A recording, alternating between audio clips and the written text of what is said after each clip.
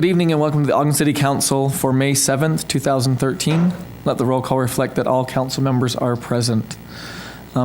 First, tonight we'll start with the Pledge of Allegiance, and we have Troop 192 here, and Alex Bosworth has agreed to lead us in the Pledge of Allegiance. So Alex, if you'll come up.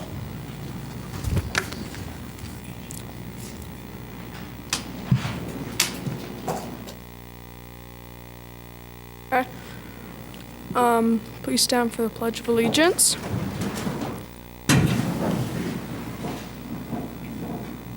I pledge allegiance to the flag of the United States of America and to the republic for which it stands, one nation under God, indivisible, with liberty and justice for all. Wait, Alex.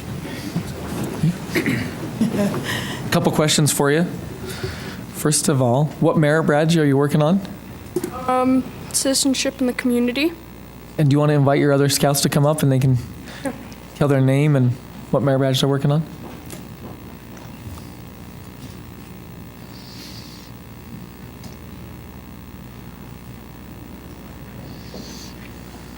I am Ethan Nebeker, and I live on 4136 Edge Hill Drive.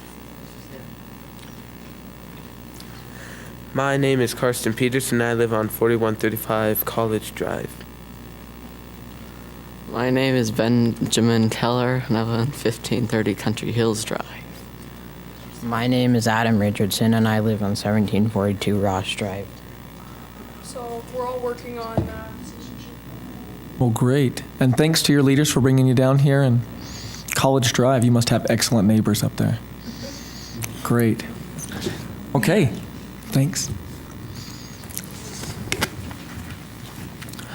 Now we'll observe a moment of silence.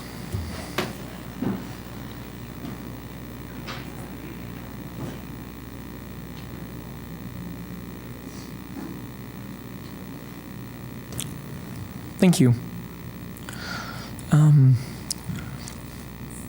First up is a recognition for Municipal Clerks Week. Councilmember Van Hoosier. Thank you. This is a joint proclamation of Ogden City Council and the Mayor proclaiming May the 5th through the 11th, 2013 as Municipal Clerks Week in Ogden City.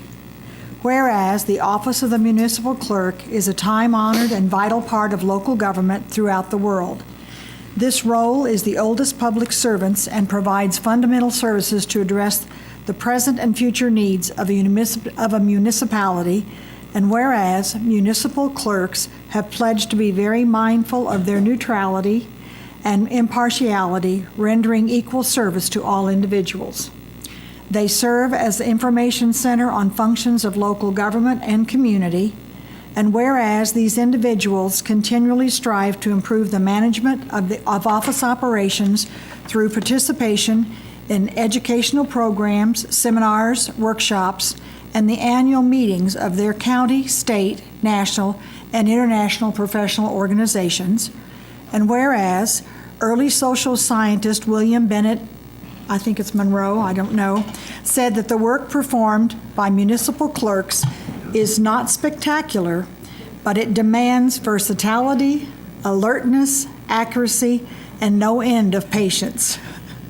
No other office in municipal service has so many contacts. They manage public inquiries and relationships while also providing support services to the mayor, the city council, and all administrative departments without exception.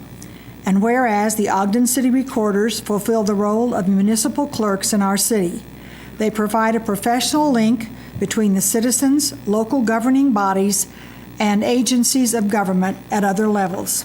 These individuals also act as compliance officers for state and local statutes, including the Government Records Access and Management Act, which is GRAMA, and the Open and Public Meeting Act. And whereas our professional and well-trained recorders staff administer democratic process such as municipal elections and provide public access to city records and all legislative actions to ensure transparency. They serve as the custodian of the city seal, have oversight of the city's municipal code, and they create and maintain the records of our city and provide for these to be available for many years to come. Now therefore, the Ogden City Council and Mayor Michael P. Caldwell do hereby proclaim May 5th through the 11th of 2013 as Municipal Clerks Week in Ogden. We extend our sincere appreciation to our city record staff for the many hours that they spend performing significant services and their exemplary dedication to the community they represent. I move that we accept this proclamation. And I'll second that. We have a motion from Councilmember Van Hoosier and a second from Vice Chair Garner to accept this joint proclamation. This is a voice vote. All in favor? Aye. That passes. And we have our city recorders here, if they'd come forward and accept this.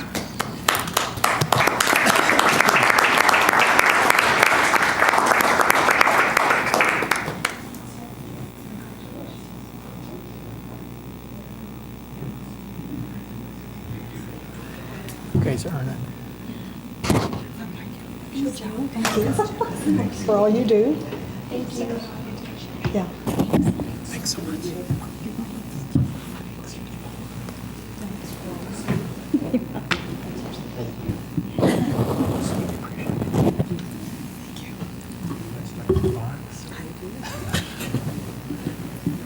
Gonna say quick, although we might not have spectacular positions, we are a spectacular staff. So, and we're missing 2 people tonight. One of our staff members had an incident over the weekend and is home with a concussion, and so we wanted her to stay put. And our fearless leader is attending a banquet for her daughter, who's receiving the President's Award at her junior high school.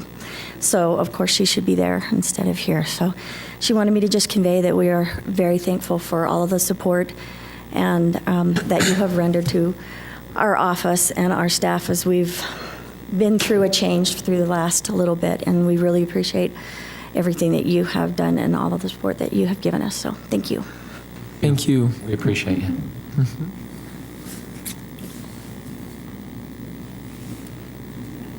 Next, we have Galen Rasmussen here from the Government Finance Officers Association to present an award.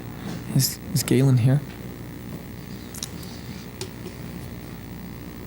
Thank you for the opportunity to come before you. I've just a couple of remarks here in connection with a award that your city has received many years in a row now.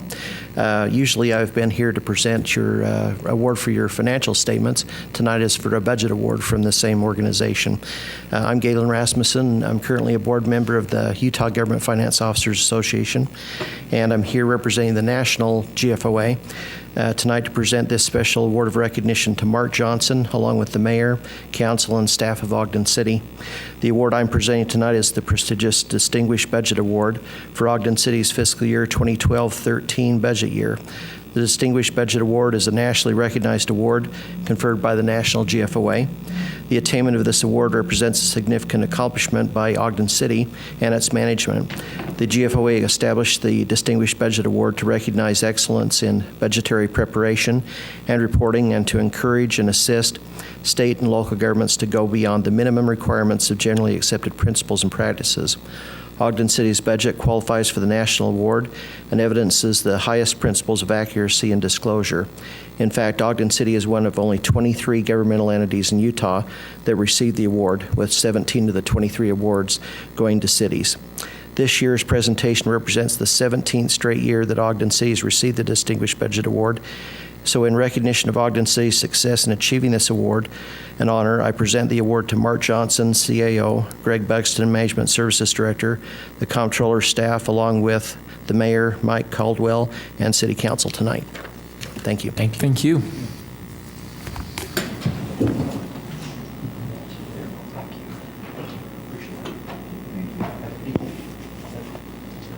Thank you, Thanks sir. for being with us. We give thanks to the staff that's in the back who does all the work for this. So we appreciate you. Mr. Chair, I think it shows the professionalism that we have in all of our employees, especially with these 2 awards here. Definitely. Okay. Next is approval of minutes First is the work session of August 28th, 2012. Vice Chair Garner. Yes, Chair Blair, I've reviewed those minutes and found them to be correct to the best of my recollection. And the work session of September, it says 12th on your agenda, but it's actually September 11th, 2012. Councilmember Gochner. Thank you. I reviewed those and found them to be accurate. The regular meeting of October 2nd, 2012. Councilmember Van Hoosier. Yes, Chair Blair, I've reviewed these minutes and they're correct.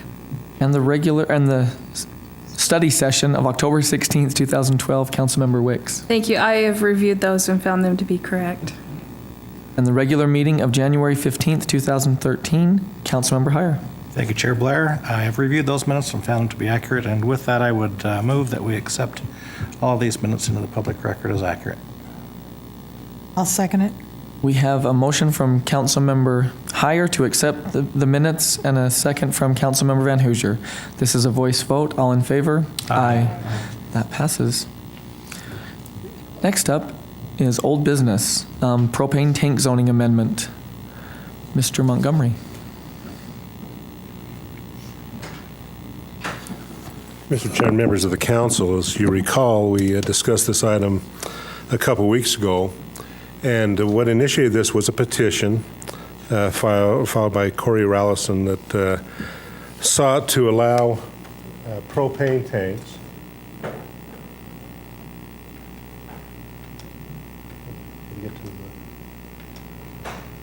there we go. Allow propane tanks to be in the commercial zones. Presently, our ordinance allows them in the manufacturing, but the trend has been for commercial service to take place, and the more the ability to have service stations have this as an accessory use to their businesses.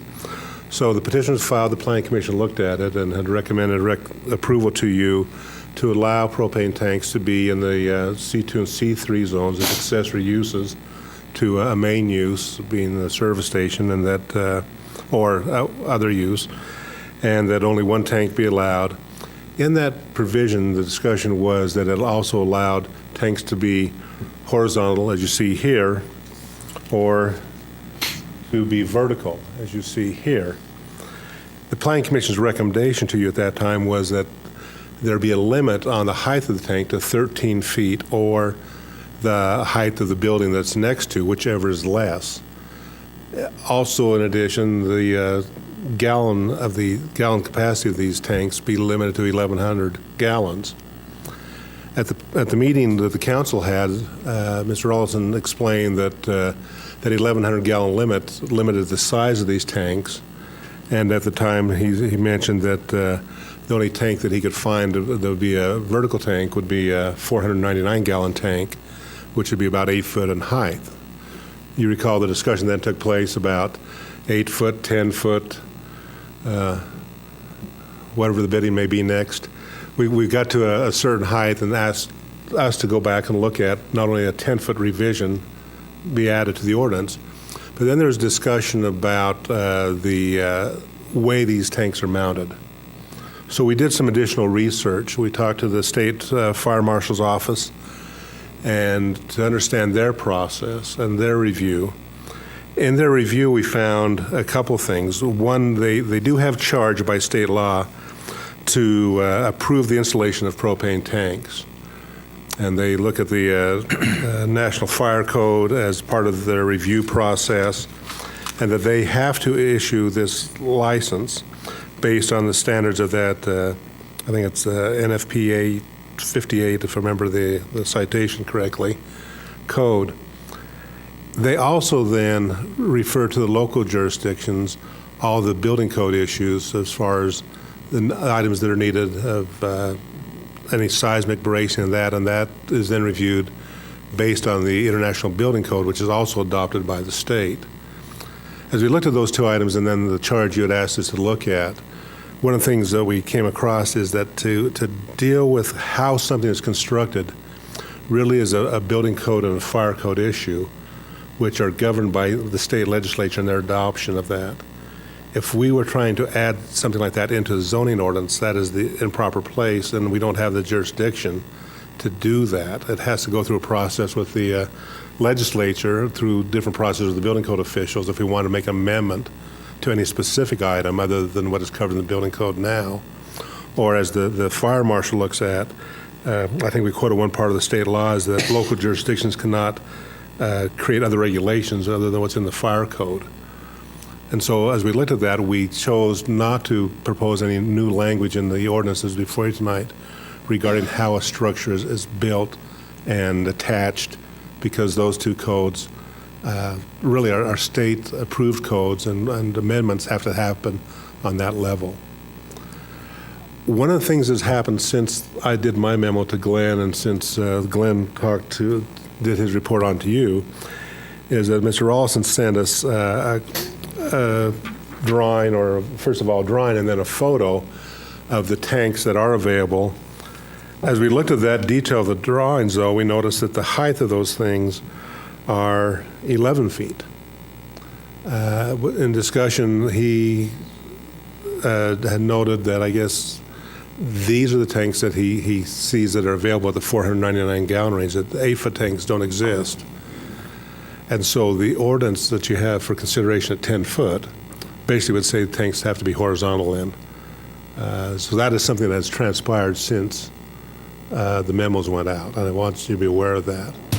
That height limitation, if we do it at 10 foot, would mean basically horizontal tanks only then, because this tank that he thought was 8 foot really comes to 11 foot once you get the base and everything put on it. Just to be clear, a 499 gallon tank really only holds 400 gallons with a 20%, which is what they have to leave. Yeah, the 499 gallons is, I guess, is a water capacity, but it's not what the propane capacity is. And I must say that Brandon Thiessen of our fire marshals here today to also answer questions about propane tanks and that, if you have questions on those safety aspects of it. I've asked him to come tonight too, since. So if the Planning Commission's recommendation, I think, was 13 feet? 13 feet. Or not taller than the building? Whichever is less. Less. So in these tanks, you say they're 11 feet. So if we go back to the original 13 feet, I mean, these are aesthetically, depending on where they place them on the property. Okay. Correct. Okay. Under that original discussion. It's not following the discussion you had. I guess maybe the next question is there one that is 13 feet or less that's not 11? So 11's essentially really it then. Yeah, we started to go through all the catalogs, and so 499, then the next one went up to 17 feet. And the building height. Just to be clear, we're not talking about just the tank, but it's from the Base asphalt up, yes. right? So depending on the base of concrete, it could vary here and there. Yeah, it shouldn't vary that much. So I mean, I don't think the base would ever be more than 6 inches above the asphalt. So if this was at 11 and a half feet and it's 12 feet. 12 feet, so we're still within the 13-foot range. Right. And the building is another guide by which they can only produce a certain amount of height. And the 13 feet came from, that's the normal height for a That's what we looked at one-story? canopies and those type of things, saying, okay, this would not get you above a canopy. So that's how we set that limit, is what the buildings, service stations we looked at. I mean, canopies are generally 14. So if a contractor came to us and said, where did you come up with 13 feet? It's just that's building standard that's already, Correct. that they would know. Correct. Okay. Couple questions. So what is the gallon limit? 1,100 gallons is the limit in the proposed ordinance. Okay. So, but you're talking about another number of gallons as well. This tank, this vertical tank, is 499 gallons. Okay. To get to the 1,100 gallon capacity, you're talking about a tank that's 1,700 if it's vertical. 17 feet. I mean, yeah, 17 feet. Thank you. Okay. Most of the tanks in the area are horizontal, though, that we have in the area, that from the examples that were in our handout. Most of them that we're familiar with are, but this has really been kind of a trend in a lot of places. I mean, you've seen more vertical tanks happening. If you've looked around, it's It's been kind of interesting because you really didn't pay attention until this all of a sudden came, and you look around and say, oh, that's a vertical tank. But a horizontal I would tank assume it's would cheaper be, to install that way. I don't know that it is per se because of the base that has to go in and the anchoring system. And I think the benefit is it doesn't take as much land area. Yeah. And the bollards around it, you don't have to put as many bollards in because, again, it's not as big of an area. Pretty pricey too, and the cement base. but a vertical tank can be as long as 16 feet if they wanted to. Under this proposal, a vertical tank would not. I mean, a horizontal tank, yes. Yeah, could be 16 feet. As long as it was under 1,100 gallons. Correct. Can you talk a little bit about what the setbacks require in these zones? So the zoning setback that's being proposed is it cannot be in the setbacks that are allowed. So if it's C2 zone, it's a 20-foot setback. Manufacturing zone, it's a 10-foot setback from the street. The other setbacks are really kind of standard accessory as a minimum of 10 feet, but then that fire code would dictate further setbacks than what our zoning ordinance does in terms of distance to property line, distance to buildings. And so those aren't in our regulations because the fire code sets those standards. And so based on the size of the tank and what's around it, those distances can vary. So I guess I'm asking that. I mean, I can see that, maybe if it's close to the building and I don't know what the fire code is, then maybe it's not as, isn't so stark. But if it's in front, then anyway, so let's hear what the... Brandon talk. Good evening. Hi, I'm That was a Brandon nice intro from the for you, Fire wasn't Marshal. So, Greg's done a great job presenting this so far. So to answer your question, when we go into the fire code, first of all, with LPG, it's one of those really highly regulated industries. So not only is there a lot of national codes, NFPA 58, and the LPG board on the state fire marshals, it's one of those ones that's really regulated. Within the fire code, the international fire code that we adopt at the state level and then on the city level, the chapter really spells out all those distances that you're talking about, and it's based on gallon capacities. Let me just flip to my paper here. So without boring you with a whole lot of code stuff, depending on the size, if you enacted this with the 1,100 gallons as a maximum, sorry.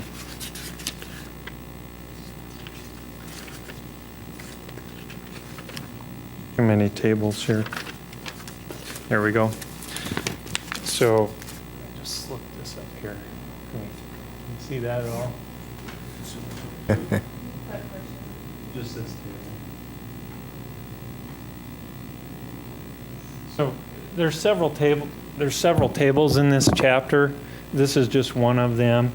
When we look at the gallon capacity, you'd be in the 500 to 2,000 gallon capacity, and then it starts telling you if it's a mounted tank or if it's above ground.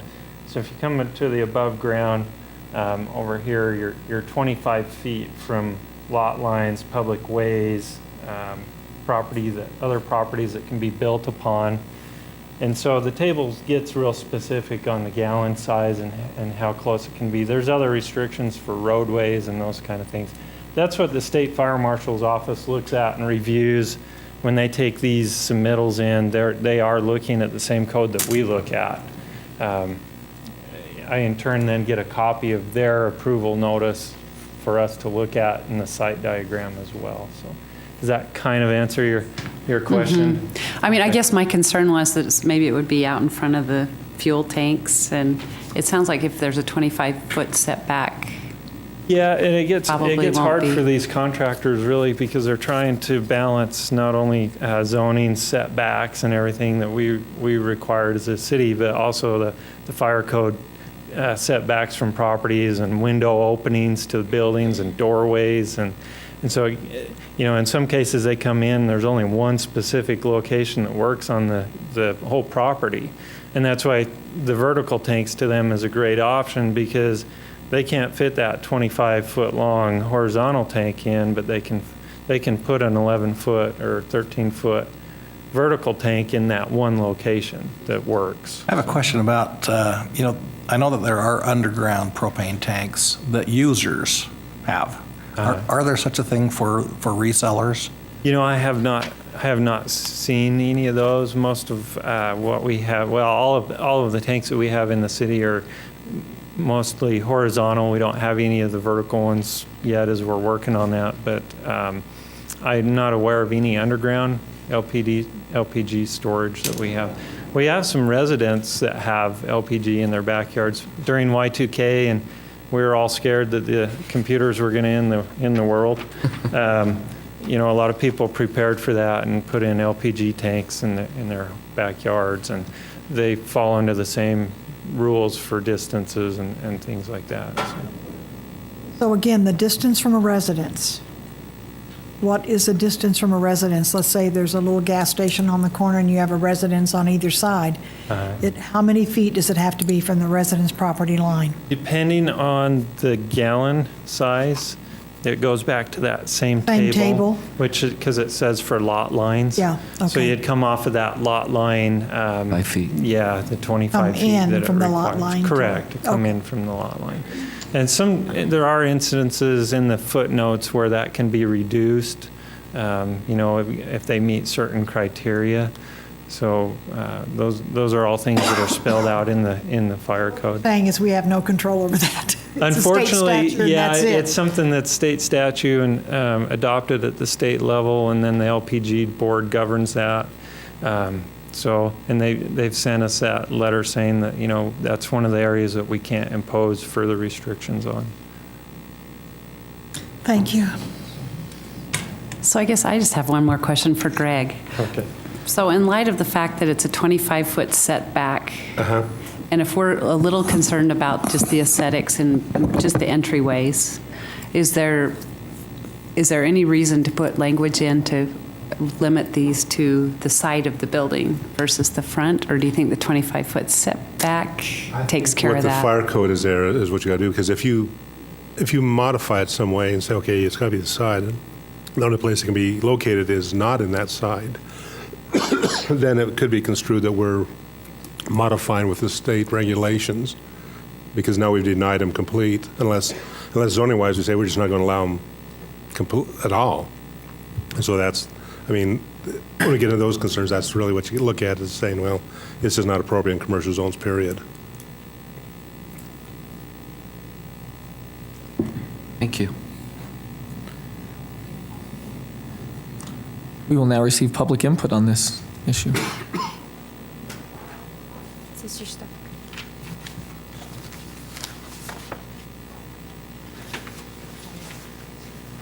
Hi, Corey Rowson, Suburban Propane.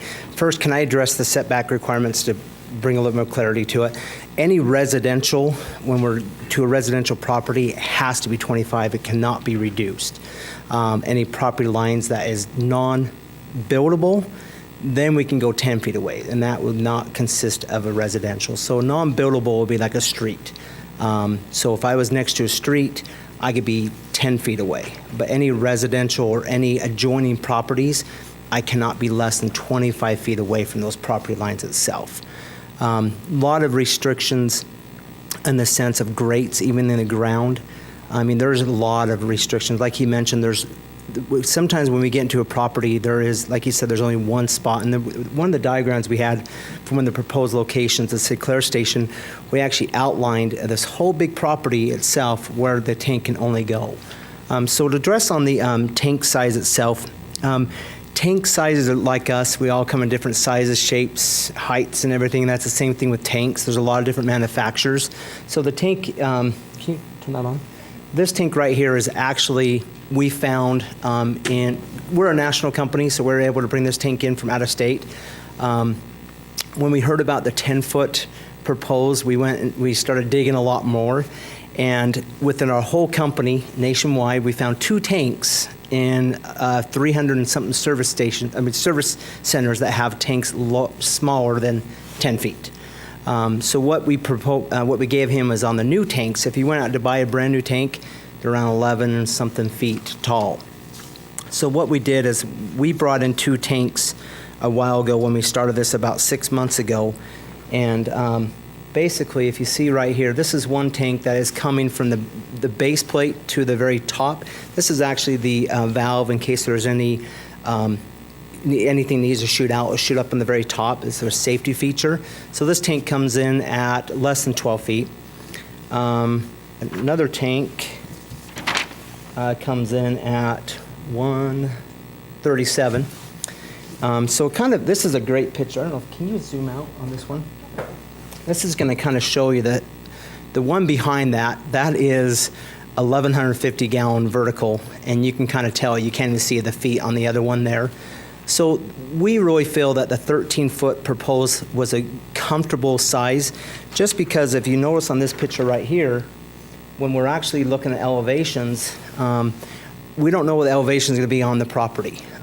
These tanks had to be installed, level, and to a sense, as you can see, we go from 3 inches, which is required by our engineer drawing, and we go up to about 9 inches on that tank. So depending on the elevation of the property, could vary a little bit on where we're putting that tank. So what we would propose is if you're going to go to a 12-foot tank height, which is a good size, I think 13 feet is a good number that gives us some elevation, but typically that's why we provided to him is all the different tank manufacturers, what the sizes are, and they're around 12 feet, 11 to 12 feet. So giving us a little play, there's no way you can get a bigger capacity than 499. We've researched, we spent countless hours researching this 10 to 13. So yes, there is small ones, and we got off the phone with our region guy up in Vancouver, Washington, and he basically told us that only the tanks that are available that are around 96 inches are old tanks. And those are hard to come by. With being a big company, we actually found 2 that are being shipped in right now for us, just because we got clients or just want to get these tanks installed. We're getting into the prime time season for them. They're losing a lot of revenue by this delay. So we've actually brought them in again. So we're going to have 4 tanks that are 499s, which are not very popular in the Utah, but we're willing to adapt to whatever you guys request. So any other questions for me? Do you know if there are variable tanks that will service a propane reseller? Is that such a thing that is available? Oh, that's great. You guys mentioned about underground. Underground tanks are more for a vapor pull, which means heating a home. There's no undergrounds available for a dispensing fluid. Okay. When we resell, you're actually pulling fluid out of the tank and putting that into the other tank. With undergrounds, you're actually just pulling the vapor from the top, right. And that's what you're pulling from the underground itself. So above ground is the only tanks that can service reselling. Okay, thanks. Any questions? Okay. Thanks, Corey. Thank you.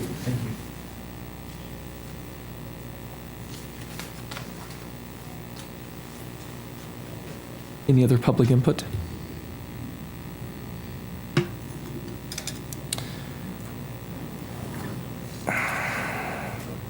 Further discussion? Well, with the information that's been provided, I do think that we should, follow the recommendation of the Planning Commission and go with their original recommendation then for 13 feet that just allows for that buffer for the construction of the base and the safety to secure those tanks. And so, I do appreciate your hard work and the information. I know that when we were talking about this last week, even with the petitioner, I think there was some confusion when we started talking about that. As he said, this may be available for us. So I think that was like, well, if it's available, let's try it. But with the information we have and the information from the fire marshal, I think that we just follow those guidelines. And I think it's helpful to understand the setbacks required in the fire code, that it's 25 feet. Right. I think that's very helpful. Was that a motion? Well, that's what I think. We would have to change the proposal before us tonight and go back to the original 13 feet. And with that, I will make that proposal that we go with that original 13 feet proposal as the only, and follow the recommendation of the Planning Commission. I'll second. You're not. Just the change. And so would that still be the same ordinance number, or would? Yes, it is the same ordinance number. Okay. So with those changes, then I propose we adopt ordinance 2013-19. I'll still second. Okay. We have a motion from Vice Chair Garner to adopt proposed ordinance 2013-19, changing the height limit from 10 feet to 13 feet, and a second from Councilmember Heyer. This is a roll call vote. Councilmember Gochner? Aye. Councilmember Heyer? Aye. Councilmember Stevens? Aye. Councilmember Van Hoosier? Aye. Councilmember Wicks? Aye. Vice Chair Gardner? Aye. Chair Blair? Aye, that passes. Thank you. And thanks for all your extra work on this one. Thank you. Next up is public hearings. First is the FY 2014 Annual Action Plan. Mr. Ogden.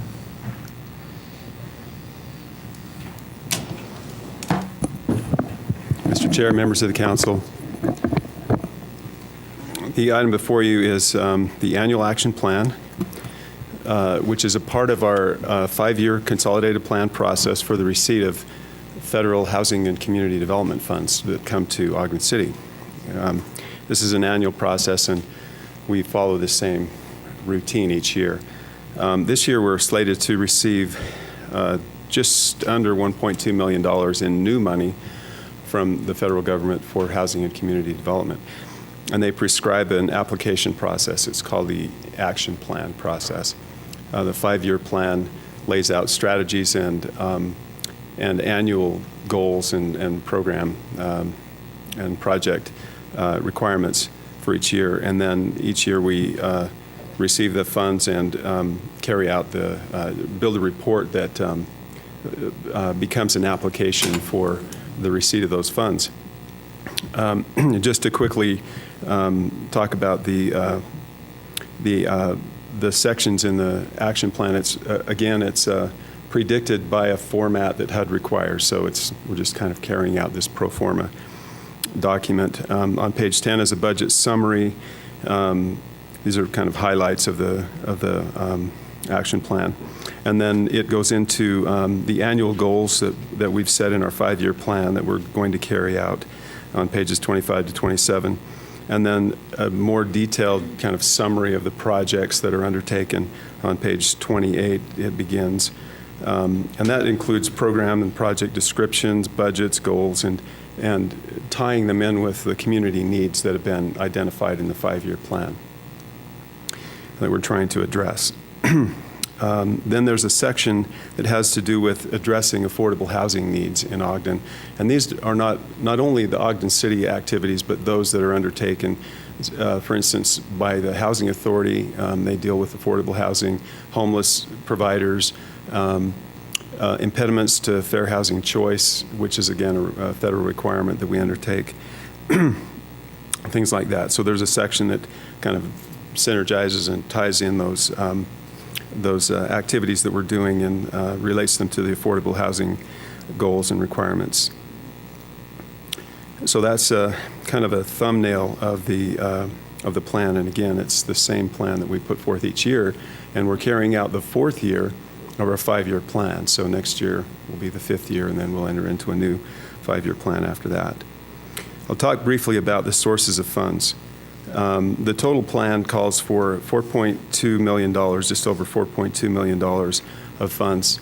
Of that amount, $1,531,000 is new money, and the Community Development Block Grant is $571,000. The home grant that we receive is $310,000. Both the block grant and the home funds have been subject to the sequester, the recently advertised sequester. We received a 5% cut over last year's budget, which is not good since we're receiving a reduction. But in light of last year's cuts, 5% is not quite as bad. We received a 16% cut in block grant last year and a 34% cut in home. So we really got hit last year. This year, the cuts are smaller. So I don't know if that's good news, but at least it's news that's not as bad as last year. In the new money, there's also a proposal for a $200,000 amount that comes from general fund, and then from the tax increment housing fund, $150,000. Other sources of funds are $995,000 in program income that's estimated to come back from loans that are being repaid. And then $1,749,000 in carryover funds. These are funds that have been saved and banked for projects, particularly the infill housing projects that we've been waiting to undertake. So that's the big portion of that carryover. And so that's the sources of funds that equal the $4.2 million. The uses of funds, as outlined in the budget, again on page 10, I'll just quickly go down through that in terms of the projects and programs that are anticipated and some of the goals that we're hoping to achieve. The Section 108 debt service, the $90,000 is the final payment, and this is the Eccles building that was renovated years ago as the hotel, which is now the Hampton Inn. And this is the final payment on that. Public improvements in the amount of $300,000. This is curb, gutter, sidewalk, some street improvements, and some curb appeal type things in the public right-of-way that support our asset control area and some of the other neighborhood initiatives that we undertake. The infill housing program has just under $1.2 million. Of that amount, $987,000 is allocated for the two infill projects, the 2300 Fowler project that was just approved a few weeks ago, and the 2700 Lincoln infill project. So those two projects are now underway. This money has been carried over and will be spent facilitating those two infill housing projects. And they will achieve, on the 2300 Fowler project, 23 new homes, and on this 2700 Lincoln, 14 new homes. Also in the infill housing budget, we have estimated or anticipated $200,000 to be used on purchasing and rehabbing homes, not under our asset control area program, but similar in terms of the type of program, the type of initiative. We wanted to expand that initiative beyond the asset control and undertake some non-federally assisted renovations and resales. So we're anticipating another 12 homes there. The rental rehab program is $90,000 anticipated to assist up to 4 rental units. And again, that would be highly targeted based on the need and the area in which we work, most likely in the East Central neighborhood. The Own in Ogden program is budgeted at $250,000, and we're anticipating assisting 45 households. And just to let you know, this year we had the same effective budget, but we've been able to assist 54 homeowners so far, and probably have another half a dozen more that we can assist. So we're actually able to do a lot more with the money. And then the emergency home repair program, again, that program which assists the lowest income households with emergency needs, are anticipating $40,000 to assist 7 loans. Our code enforcement function is block grant assisted, and it operates in areas that are moderate to low income census tracts. And so we have 2 code enforcement officers performing the code enforcement work in those areas. Enough money for at least 1 demolition loan, $12,000 there. The CHODO, Community Housing Development Organization, is a set aside in the home funds. So there's 15% of the home funds that we receive that are required to go towards the projects either owned, sponsored, or developed by a community housing development organization. And the 2700 Lincoln project is that project that we're undertaking right now. So that $90,000 is anticipated to go towards that project. Business Information Center, the $55,000 that goes in there every year, will achieve 500 clients. That's the goal, and that's what's measured is up to 500 clients served through the BIC. the Central Business District Revitalization Program has $200,000 and is anticipated to assist one fairly good-sized project. The Loan Loss Guarantee Program, $200,000 with the goal of 24 full-time equivalent jobs created. The Small Business Loan Program, just under $200,000, is anticipated to assist 8 full-time equivalent jobs. And then another, the largest category is the East Central Revitalization Strategy with $1,140,000. And in that amount, the Asset Control Area Program, where we purchase HUD homes and fix them up and sell them, $371,000 is going towards that program, and with the goal of 12 homes each year, and that's a goal that we've been able to meet almost consistently since the inception of that program. The homeownership, or the help program, the home exterior loan program, has about $414,000 in that, and that again is an ongoing capital amount that we use, and don't anticipate using all of that money in this current fiscal year. It's just a fund that we want to build up over time. Anticipate helping 24 homeowners with repair needs this year. The unit reduction and just kind of general miscellaneous has $355,000 from the general fund and the housing fund, and that's enough to assist 30 or more unit reductions, and it's again targeted towards the Jefferson Avenue corridor from Adams to Madison, 20th to 27th Street. So that's the anticipated uses and goals that are outlined in the report and in the application to HUD. The certifications are all in place, and the report is ready to send upon the council's approval. The process we've gone through is to develop the annual action plan, which is again a bit of a pro forma process because we set forth the goals in the 5-year plan, and we're carrying them out now. We still do public comment, and there really haven't been a lot of additional public comments over and above what is stated in the plan. Public comment period ended yesterday, and we anticipate adoption today, and then it needs to be sent to HUD on the 15th, no later than the 15th of May. So that's the process that we're going to go through to establish our plan and to get it approved. Are there any questions? Good work. Thank you. Okay, this is a public hearing, so we will now allow for public input on the FY 2014 Annual Action Plan.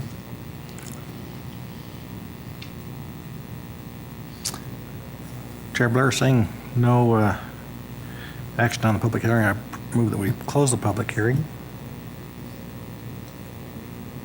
Second. We have a motion from Councilmember Heyer to close the public hearing, and we have a motion from Councilmember Heyer and a second from Vice Chair Gardner to close the public hearing. This is a voice vote. All in favor? Aye. And also with that, I would propose that we adopt Resolution 2013-10. I second it. We have a motion from Councilmember Heyer to adopt proposed resolution 2013-10 and a second from Councilmember Stevens. This is a roll call vote. Councilmember Heyer? Aye. Councilmember Stevens? Aye. Councilmember Van Hoosier? Aye. Councilmember Wicks? Aye. Councilmember Gochner? Aye. Vice Chair Gardner? Aye. Chair Blair? Aye, that passes. Next is reports from the administration. We'll turn it over to the mayor.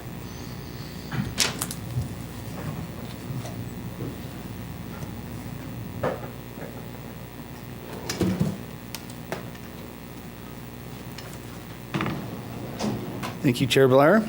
And Bill, I'm glad to see you got the memo for the right color tie to be wearing this evening, so appreciate that. We've got the fiscal year 2014 Mayor's tentative budget, and before we go anywhere with this, I want to give a special thank you to the people sitting on the back row.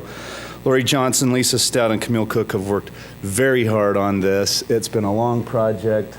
Greg was Mr. Buxton's first shot at this, but we really need to thank them. And I find it appropriate that they got the Government Finance Officers Association Award tonight. I think it shows that we've got some of the best in the business when it comes to this, so we're very fortunate to have them, and I want to publicly thank them for all the effort they put into this.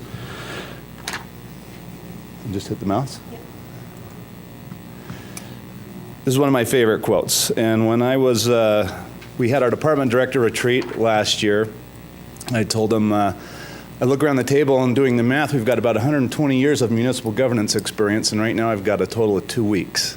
So when we've got specialists in fire and in police services and in public services and heavy equipment operation, I want the best ideas and the best advice, and I think that's how we best serve the public here. And to their credit, all of our department directors really stepped up in a big way and really spent the last year and a half working on different projects. We had 4 committees, working committees, that have worked for the last 18 months to come up with this advice, and their investment and involvement, I think, allowed us to make some very thoughtful decisions with very limited resources. We had an IT committee, a fleet committee, a community economic development committee, and we still have, they're all still working committees, and we have a compensation committee as well. And they were tasked with going to other communities and looking for best practices in those communities. Most other communities are faced with limited resources, as we are, and I think if we can adopt some of the best practices around us, we're going to better serve Ogden City. So a huge thank you to our department directors for their investment in that, and hopefully I did have the self-restraint to keep from meddling with them as they went about that important business. So that was one of our rallying cries. One of the things we talk a lot about as department directors was a quote I read from Prosperity 2020. It said, "The Utah that once was is increasingly no more, and our economy as it melds with the forces of globalization is picking winners and losers. Countries, states, and individuals that don't lead change will be left behind." I think it's a great reflection of where we are today, and I really credit our department directors for grabbing and running with that. They really have tried to lead change and be very creative and innovative in some of the things that we've done, and I think this will show that. We had some unique media recognitions in the past 18 months. Read through those real quick. Business Journals on Numbers Economic Index, we were number 8th overall. International Economic Development Council Gold Award for Excellence in Economic Development. As many of you know, the Outdoor Industry Association did a case study of Ogden, Utah, and the Western Governors Association asked me to be a presenter at their annual meeting and present that case study. Powder Magazine rated Ogden as the best ski community in the U.S., second in North America, but we're taking credit for being best in the United States. Forbes also recognized us as the best city for raising a family, number 8th overall. Forbes, again, the best places for business and careers, number 6. Forbes, just a number of months ago, we made the list of the 20 fastest growing cities in the country and most affordable cities to buy a home on CNN and number 7. That's some pretty amazing media attention that's been given to our small community. It was interesting to see in that fastest growing cities, all these other cities with this international reputation and cachet, and Ogden City's right in the middle of that. It was really fun to read and be surprised by that as it came out. Many of you know we've also worked very hard on community partnerships. Weber State University President's Group and the College Town Initiative has seen some great traction. It was really unique to have Damian Lillard win the NBA Rookie of the Year this year, and it's given us something to really build some community events around, get the student governments involved, the new president up there. So we've had some great things to talk about there. Weber State Bookstore and the Apps Lab downtown is going to be a great add to our downtown and a way to really see and integrate Weber State into what's happening with our community. Weber County for Commercial Air Service and long-term transportation and tourism planning. Ogden School District, Safe Routes to Schools, the D School MOU for partnership in the new school and the East Central area. Building Services Management, we went from some of the slowest in terms of permitting businesses as they came through to one of the quickest communities to get people in and out of our licensing process. And then the ski bus, that was a personal 8-year effort for me. We had a unique relationship with the county commission and local businesses to put that together, and we had this year over 23,000 riders on that first year of a ski bus. So that's a great add to our downtown and our tourism product, and I think we're going to see great things come out of that as we have a chance to build on it. Some of the economic development accomplishments. You see the River Project business agreement and housing is well underway. Gear 30 was great to have that new unique outdoor retailer open. It's been a big gap we've had in our downtown for a long time. We created, and I'll show you here in a minute where those jobs came from, 1,517 new jobs came into the community. Expansion and remodel of the airport terminal. Brandon Cooper lost a bunch of his hair working on that. We can appreciate him for giving it up there. Weaver State Bookstore, we talked about that. We got an $88 million grant to put that together. That'll be extremely unique in our community. $10 million in grants and other awards into the budget, and the creation of a 100-acre industrial park, RDA, the track line downtown, we've got great expectations for.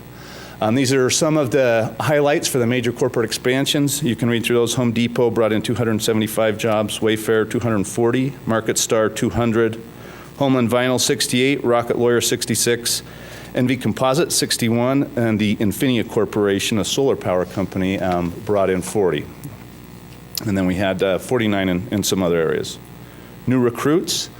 Longhorn Steakhouse hired 106, Neater's hired 90, Maverick hired 42, Hilton Garden Inn with 35. You can see Dollar Tree, South Fork Hardware, and Woody's all were about 100. And then we had some other smaller companies that went into that figure as well.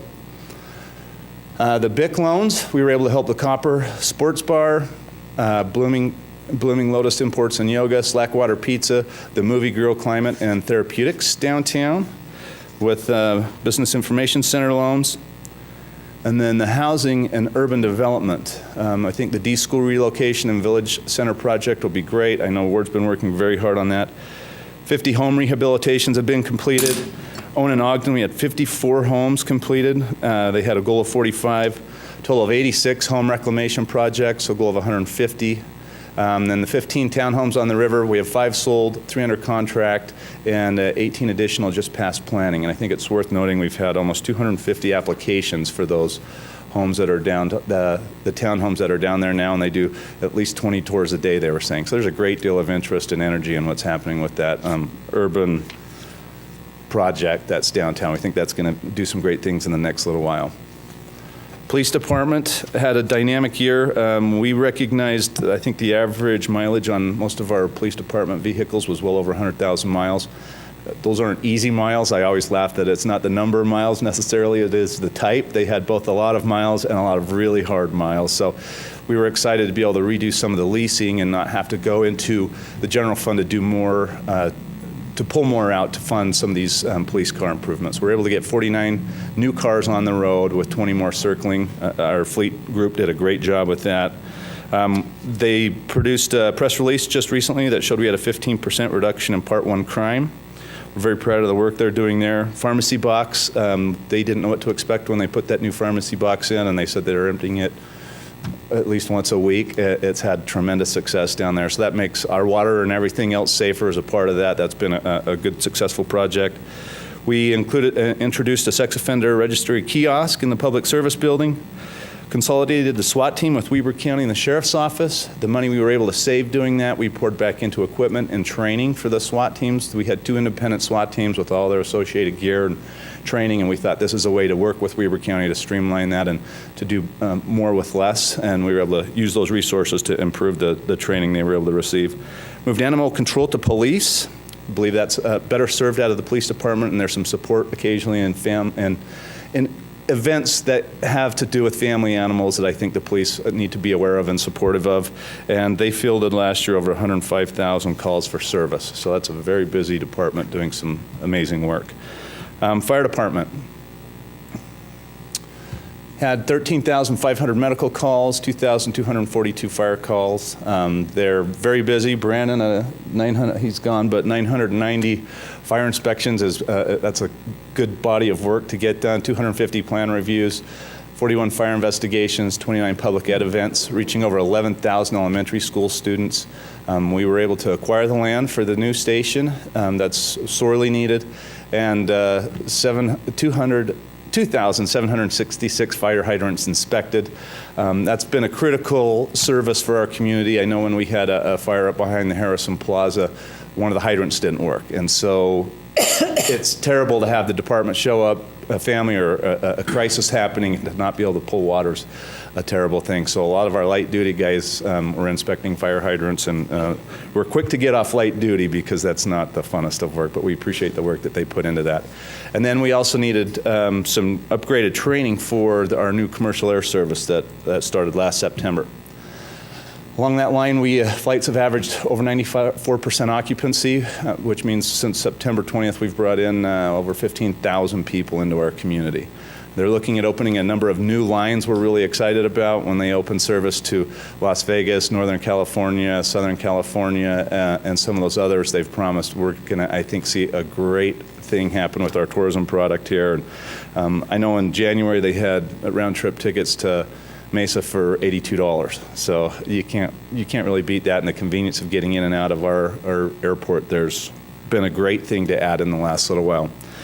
Jay and his group have been very busy with public ways and parks.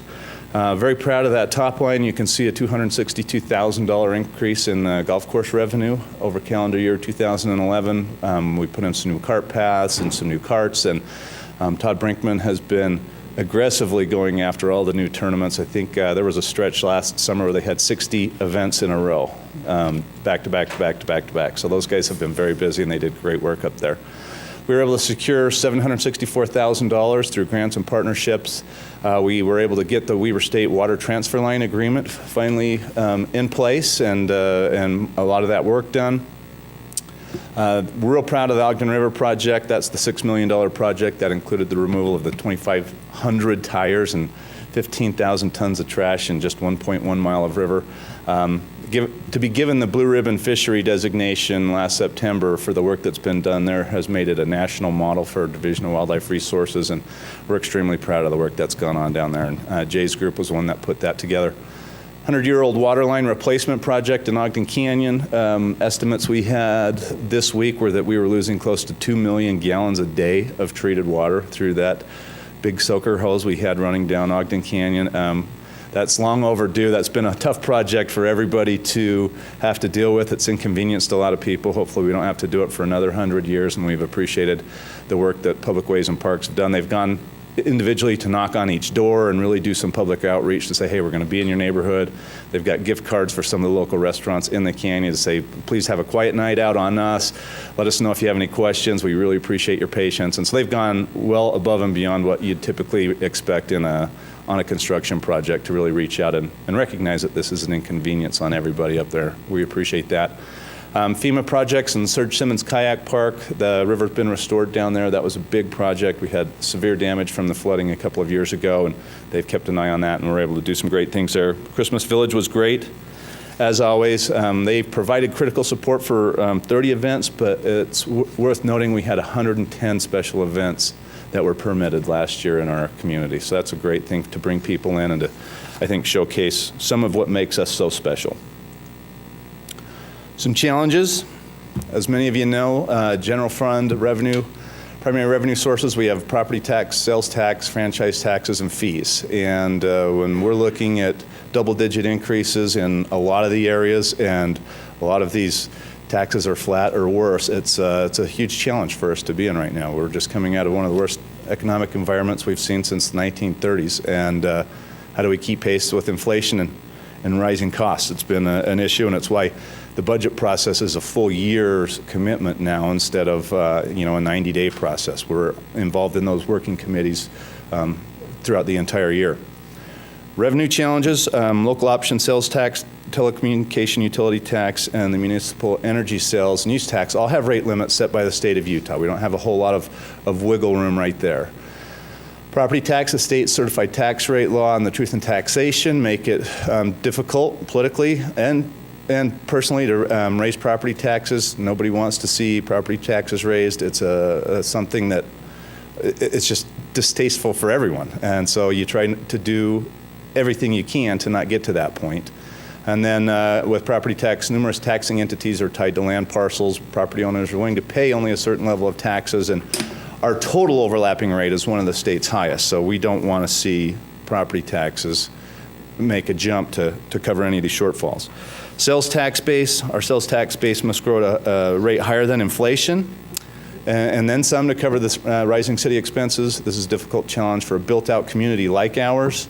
Competing with younger cities with ample open space, it's so much easier for these big boxes to go into bare dirt than it is to have us reclaim, 8 to 10 acres of already built community, and all of the demolition and everything else, soil remediation, other things that go into just getting to bare dirt. When other communities can just give them a parcel they can build on, it's a lot more difficult for a completely built out community like ours to be able to provide and compete. Then, as you can see, the economy of the city, state, and nation has been transitioning to more of a service-based economy, and services are not taxed, so that makes it tough as well. And we're going to see a lot in the next little while about brick and mortar versus internet sales. I know that it's pretty convenient to get on. We'll see some slides later, and I saw that the federal government was trying to crack that nut this week, and they're starting conversations about what to do with internet sales tax. And so we don't know what's going to happen there, but it's made it extremely difficult to collect some of that in our community. There's a lot that goes through our fingers, and we're not able to do much with. And then we've got a real antiquated system for BNC road fund distribution. That was a big deal on the legislature this year on Capitol Hill. It will continue to be one as we struggle to find ways to make these much needed road improvements. Our pool of money for being able to do that keeps shrinking, and it's going to be something that we need to be in front of and be very aware of. Then a couple other points on that. Job creation doesn't always bring direct revenue to the city. If they move and live here and pay property tax and shop here, it does. Most of the income tax goes to the state. So the job creation we have, if we don't have an environment they move into and want to live in, we lose a lot of what the job revenue can potentially bring to the city. Poverty rate, we have a very high poverty rate here, which makes development more challenging in some regards, and then reduction of federal grant revenue. As we've seen through sequestration and the threat to our tower, a lot of the federal money we've relied on to do community projects here is drying up, and it continues to, that will be a trend that I don't think see diminishing for quite a while. That'll continue to present a number of different challenges. This is estimated quarterly U.S. retail e-commerce sales as a percent of the total quarterly retail sales. You can see the non-adjusted line versus the adjusted line and how this continues to increase from 2003 to 2012. Internet sales will be a big part of what happens in this community when you can go to Amazon.com and basically buy anything ever produced in the entire world and get it at one spot, and it's convenient. It's going to be something that continues to drive sales in our retail sales in our economy, and we need to find a way to work with that or address the loss in associated sales tax revenue that we would collect as a community. Some expenditure challenges, consistent employee raises. As most of us know, we have not been able to give raises here on a consistent basis for a long time. We're matched. My 10 years with the county, we had a number of years where we weren't able to do that as well. That's a problem I think most of the communities around us are facing right now. Insurance, I think this is the fifth year in a row for the county. In my year here, we were given our first insurance adjustment to put into the budget, and it was over 20%. Fifth year in a row of that. And then we go back and really try to find a way to, because it's just completely unreasonable to be able to do that.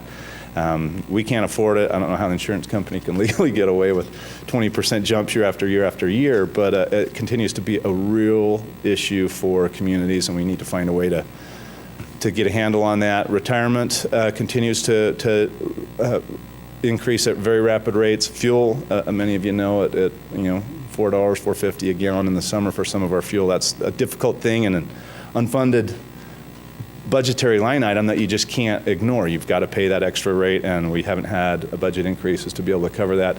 Fleet management and replacement, we talked about that a little bit. Computer equipment continues to rapidly make advancements, and we want to be able to stay at pace, and our citizens expect us to stay up with technology and to make things easy as possible for them, and to be. That's part of the service-friendly environment we want to create, is to make sure we've got technology and the tools to help there. Other equipment, tools, fire, police, and public services all have equipment that's heavily used that needs to be replaced on a regular basis.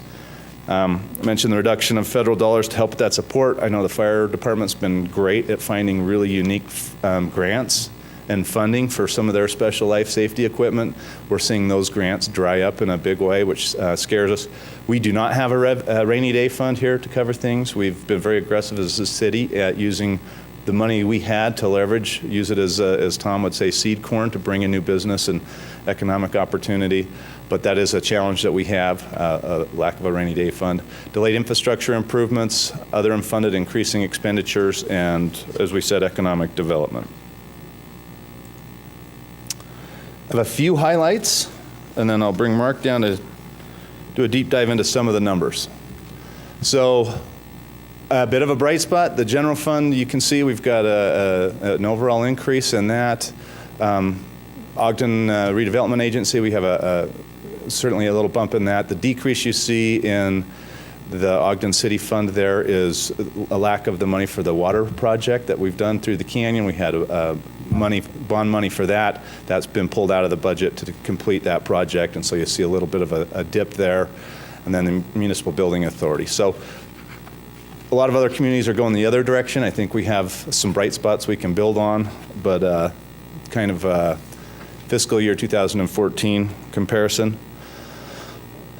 This 2% pay for performance salary increase to be distributed based on merit is a big deal. We worked for months to try and get that. I think it was very important that we send a statement to our employees that we really value them. We appreciate what they do. We alone don't accomplish anything without them constantly being on the front lines, and it's been a long time, and we really wanted to make sure we told them that we appreciated everything that they do and appreciate their commitment to the city and the community. We also have a 1% employee bonus. You can see the associated costs with providing those two things for our city employees here. Funding retirement increases, you can see that was a big jump for us as well. And then the funding of the health insurance increase, which I know we brought in a whole bunch of heavy hitters to go negotiate that health insurance increase, and they were able to get it to what you see there. But again, we did start it well into double digits, and we were all choking a little bit on the first proposal they sent us back. And then a huge chunk of new funding went into the equipment and the fleet. You can see the fleet replacement funded it was at $1.9 million. And there was a running joke that we had to have street sweepers follow our street sweepers to sweep up the parts that were flying off of the old, outdated equipment. And it's a problem that we've spent a number of years getting into, and it'll take us a number of years to get out of. But we're committed to doing that, and I think our employees deserve decent operating equipment. And it sends I think it's a symbolic to our community that we take pride in our people and our place here. So a couple of more quick highlights. Tentative budget. We'll move business license to the Community and Economic Development Department. We think if they can go to a one-stop shop there, we think it's a lot easier. Those groups can communicate a lot tighter, and I think we get on point with the same message as people come in and want to do business in our community. We did modified our cell phone policy to change for a monthly stipend as a current and future cost reduction. We don't know that everybody needs a new iPhone 5 when it becomes available. If you want it, you can certainly go buy it. If not, some of the others work just fine. And so there are escalating costs with our IT department, and it was difficult to track and to measure. So we thought if everybody got a stipend, that's something we can track. We can budget for that. We're not going to get surprises for it. And a lot of the other communities around us have gone to that as well. I know the county's been on that program for probably 6 or 7 years as well. So we want to certainly cover it. And in addition to the cell phone piece, it's difficult to separate personal use from business use now. Everybody has one phone, and they kind of both of them mix. And so you get a choice as an employee what you want to do and what type of phone you need to have, and a few of those other things. So we think that'll be a lot more responsible way to manage the cell phone policy going forward.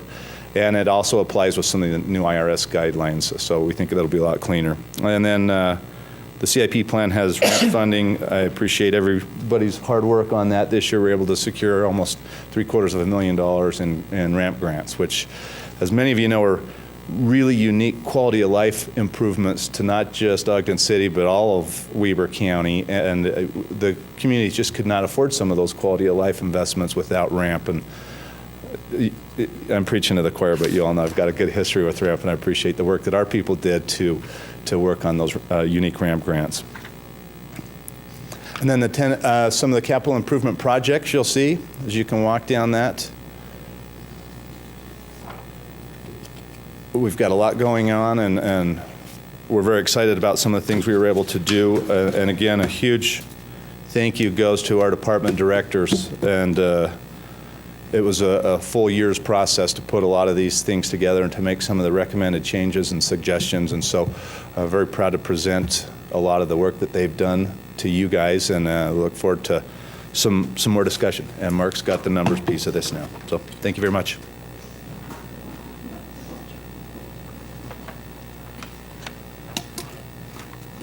I want to tell you that it's much easier to do a budget when you have a culture that allows participation. And I think the participation as we have put this budget together has been wonderful, because the input from all the directors and many of the employees has been very helpful as we've tried to set some priorities and put together the budget. A lot of that culture has been as a result of the mayor, and we're very grateful for the mayor and for his influence upon the culture in the city and amongst the employees. One of our department directors said our health insurance will eventually go down because there isn't as much ulcers and blood pressure medicine and other stress-related things as a result of the change of the culture. And so I think we deliver a better product in this budget because of the interaction of the directors. The directors feel ownership. There isn't one director that can't explain to you what's gone on in this budget and what some of the reasoning, because they were all involved in the decision-making of it. I can't emphasize enough the need for change in how city government receives revenue. I think Mayor Becker made a presentation a couple of weeks ago. He talked about that they're on the last notch of their belt and they can't tighten it anymore. Older communities are struggling to have revenue exceed expenditures so that they can give raises, so that they can pay for health insurance increases, so they can pay for retirement. It is a huge problem. You've probably read in the paper that our local school district is going through some agony as they have decided that they no longer can live off the rainy day fund, and so they're having to try and cut between $1.5 million and $3 million. We understand this problem, and it is a huge problem for cities in general. And cities that are mature, like Salt Lake City and Provo and Logan, Ogden, are finding this problem to be significant. Ogden's probably was one of the first cities to start to go through it. Cities like Sandy and other cities are now starting to go through the very same thing, where we wonder how we're going to continue to give consistent increases to our employees and keep them with the way revenue is set up. That's a problem probably for a different day, but I want you to know that it's something we're working on. It is something that we're working with other cities, and we have full intent to try and change the dynamics. For example, if there was a constitutional change and the city was allowed to partake of some of the income tax, the drives of cities to bring businesses to the community and to bring high-paying jobs would be a lot more motivated. So there's got to be some thought and some change how to change this. They need to allow for a cost of living increase in property tax without having a truth in taxation hearing.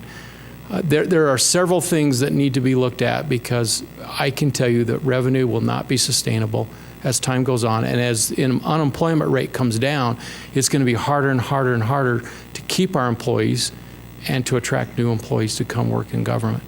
So we know that this is a huge problem, and we are working on it. We're trying to have some vision as we look down the road. Last year, we had a quote up here that talked about that this recovery and the aftermath of the recovery of the Great Recession is going to be a 5 to 10 year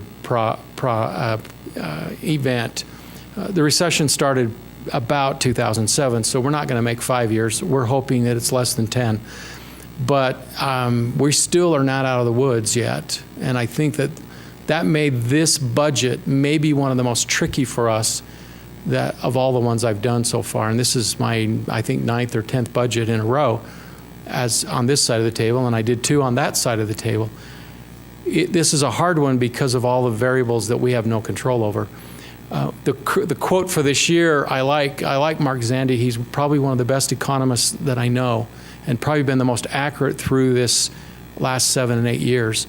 The next 6 months will be tricky for the recovery as efforts crest from the recent tax increases and coming spending cuts. Growth will soften. Yet barring a policy misstep such as a governmental shutdown or an external shock such as a military conflict with Iran, the recovery will remain intact and even gain traction by year's end.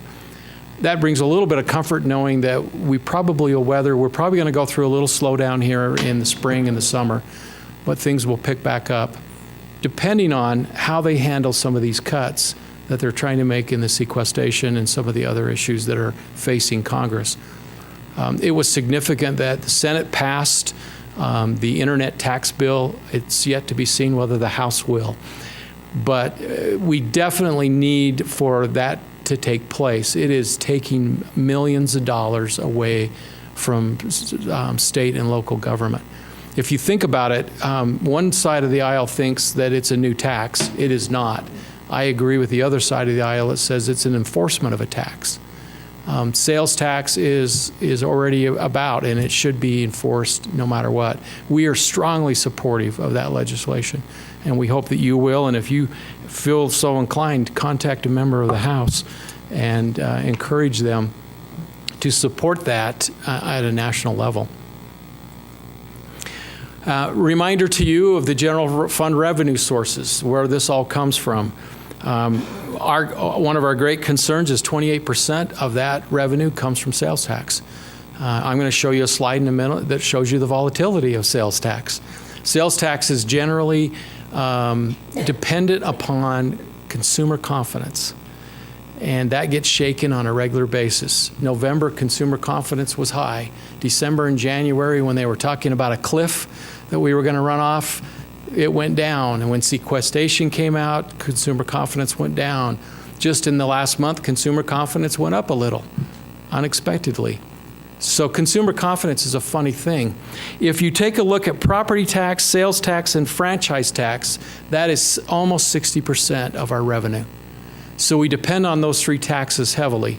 Franchise tax is a very stable tax that is just generally going up as our utility companies raise their fees. And it depends on whether we have a cold winter and a hot summer, how well we do in franchise tax. Property tax is growing a little, but it's still fairly stable. Sales tax and property tax account for 44% of our revenue. That is a significant number, I think. Sales tax, if you take a look at the graph, you can see how it's got valleys and mountains. Our peak was in year 2007. The orange line is the budget, the dark line is the actual. If you look at between 2012 and 2013, you can see we budgeted it to be flat, and it wasn't. I think that's a significant sign how well sales tax has done in the last few years. In 2007, the very first thing, well, 2008 really, FY 2008, the very first thing that left us was sales tax. Sales tax took the immediate dive. All the other taxes held on, and the fees held on, and then gradually they followed sales tax. My hope is the recovery will be the same. Sales tax is starting to come out of that, and my hope is that that will continue to pass on to the rest of the taxes and to the fees. So we have some hope looking at the prospects of the way sales tax has been growing. And we're about comparable with the state average. The state's growing about the same rate as we are, so we feel very good about that. Property tax, you can see, is a pretty flat line. There's a little bit of growth that's starting to take place, but overall, it's just a good, sustainable tax for us. It's a good reminder, and I remind you of this every year, and you probably get tired of this slide, but it's a reminder of what makes up property tax. Every October or September, whenever we get our first property tax notice, the city gets several calls about how aggravated they are with the property tax. It's good to remind, and as you get opportunity to remind the citizens that almost 48% of that tax goes to the schools. 21, almost 22% of it goes to Weber County, and about just shy of 20% comes to the city, and then the rest of them are quite smaller So we're only responsible for less than 20% of that, of what you pay in your property tax. And I think it's important for people to know that Ogden City has not raised its property tax since 1984, I believe. So it's been a long time since we have raised it. The property tax has raised, but it's been some of the other people around that circle, not us. The major revenues, we're projecting property tax to increase about 4%, which is a lot healthier than it's been in the last few years. A lot of that, as we think, as the recovery has taken place, that property tax also includes equipment. And we think there's a lot of companies that held off for several years in replacing their equipment, and they're starting to replace equipment, which helps that tax rate to grow. Sales tax, we're projecting a healthy growth from last year's budgeted number, but from where we're going to end up this year, it's not quite as healthy. It's not 8.4. It'll be a little less from where we end up. Franchise tax will be relatively flat, although I think I saw that Questar wanted a rate increase. So I cheer for that till I go home and pull out my own checkbook, and then I don't cheer for those rate increases. Telecommunication tax is all over the board. We think the state has a hard time managing this fund, and we don't really quite understand what's happening with that tax, and we try and straighten it out on a regular basis, but I don't know that it raises to the level of the state's care on how they allocate. Licensing and permits, we'll have some good growth this year, we think, with some of the building that will go on. Those are a lot in building licenses. The court has seen some slowdown. We're reducing them. So in total, we think that the major revenue in the general fund will increase about 4.19%, which is a good increase, mostly due to sales tax. General fund expenditures, this just tells you kind of where the general fund monies go. I think, it's no surprise that public safety has a good portion of what goes on in the general fund, but that kind of gives you an idea how that is allocated out. This next slide, I think, is a great slide because it demonstrates, the taxes we receive, and under police and fire and public services, which are the three of the biggest users of the general fund money, it shows what their budget is for the year. And then it goes down and lists what that allocation would be out of property tax, sales tax, et cetera. I think it's important to realize that if you combine police and fire, what their expenditure is every year, it amounts to about $21 million. If you add sales tax and property tax together, it's about $25 million. So 83% of what we take in sales tax and property tax, it funds public safety. So as you explain to people those taxes are going to a great resource, and that is to protect our people. Once again, I think this is a great slide, kind of giving you a graphic of it. If we took the general fund and we allocated it out, these are the pieces of the pie that would go to these different departments. As you can see, police and fire have a fair amount. In property tax, the GO debt is serviced out of that, and so that's the pink. That's the one that's a little big, but that's actually comes into us by a property tax. Sales tax is allocated out to the different departments would be this way, and once again, you can see the red and the blue are the biggest chunks of what the sales tax money goes towards. We think that this is an interesting slide. This is a new slide that we have not added before. This is the rate of growth or increase in these different entities. And if you look at the general fund, the rate of growth is not heavy. It's not good. It's not enough. And if you remember the mayor's slide where he showed that the general fund was going to grow 2.5%, that's a basically flat budget. And then you look at the increases in insurance and retirement, and then you look at the fuel line, and you can see the dilemma we're going to have if we don't get this under control someday. We've got to figure out how to generate or have more revenue so that we can offset some of these costs. I could have put up there utilities for our buildings. I could have put up there 100 things, and the expenses are outpacing the revenue almost all the time. A reminder about our general fund and our compensation. In the entire general fund, 66% of it is employee compensation. So anytime we try and make cuts, it's painful because it's usually people. Police and fire are even worse. 89% of the fire department is employee compensation, 84% of the police department. So anytime we come to these two departments and we say we need a reduction, it's people. The attorney's office is 100%. And they just know that that's a body that's going to go away if we ask them to make cuts. So, when you think about the impact of budgets and what we do in budgeting and the decisions we make, it impacts people. And all you have to do is pick up the newspaper or talk to your neighbor from the school district, and they can tell you that there's some high energy over at the school district because of some of the cuts that are being made. This is kind of a chart showing the changes in compensation to our employees year by year. 2010 was a particularly not good year.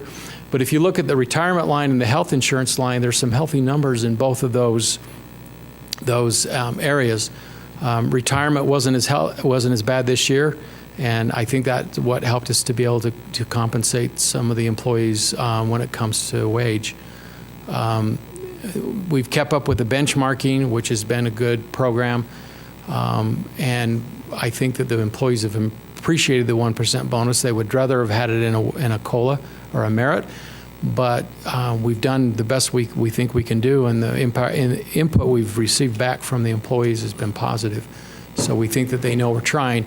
Our goal in the future is to try and stabilize this and make it more so that they know that they can expect something every year.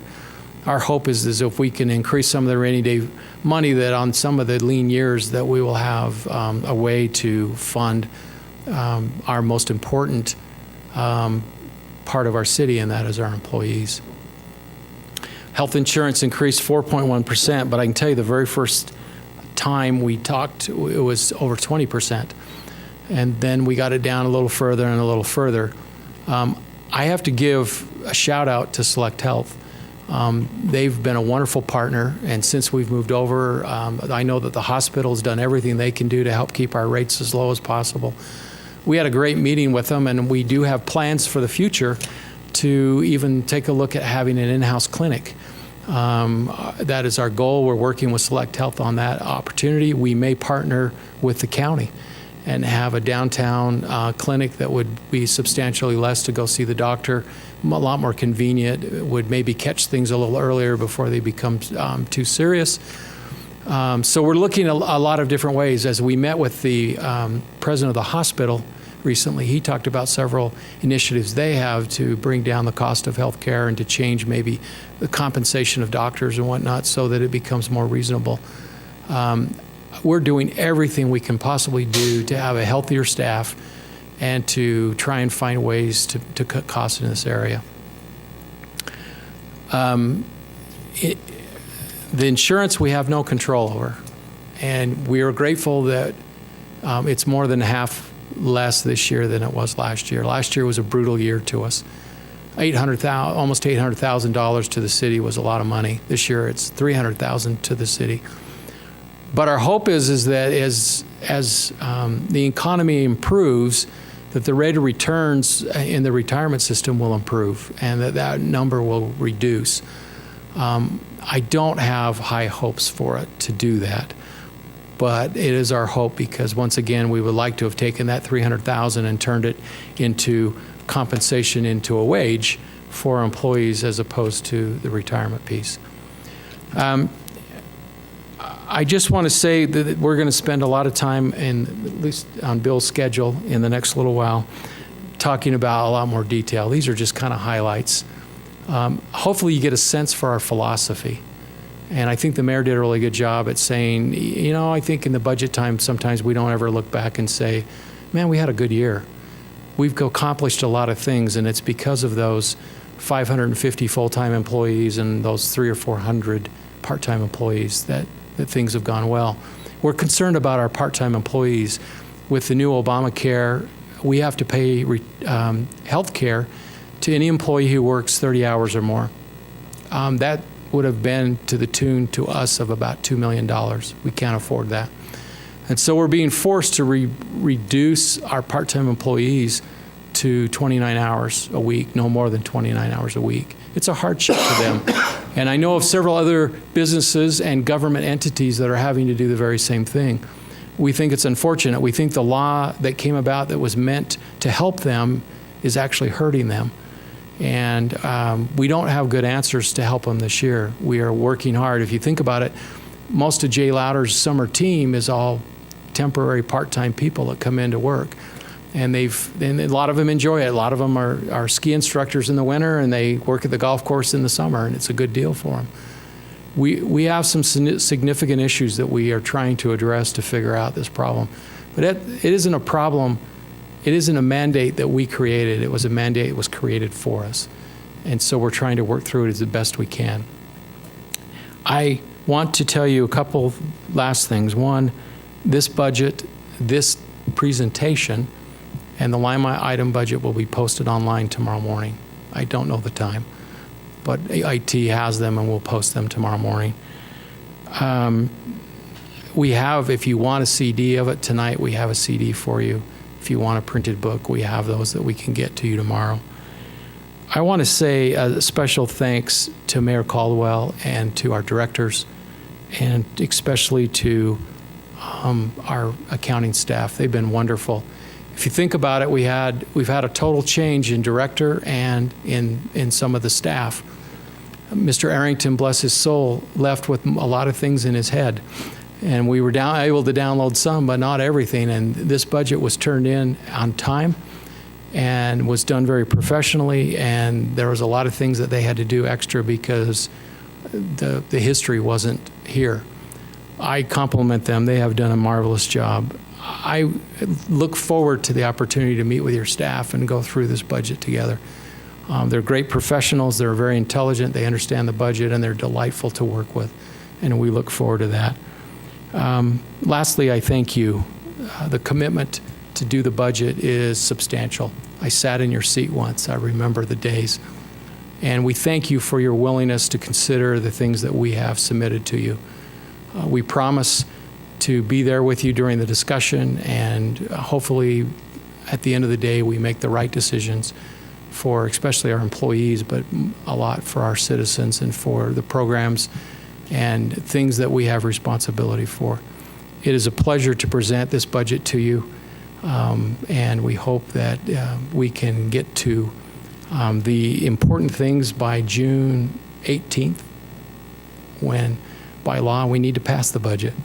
So we'll be here, we'll be available, we'll answer every question that we can that you may have, and we'll hope that we can pass a great budget. We appreciate the opportunity to present this to you tonight. Thank you.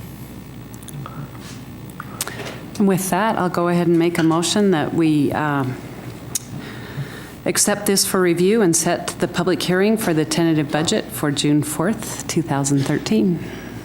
I second it. We have a motion from Councilmember Gochner to accept for review and set the tentative budget for June 4th, 2013, and a second from Councilmember Stevens. This is a voice vote. All in favor? Aye. That passes.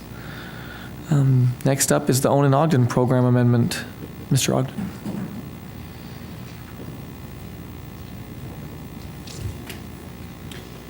Going along with our annual action plan, we have some program guideline changes that we're proposing to be implemented in the coming year. And the Owen and Ogden program is the first.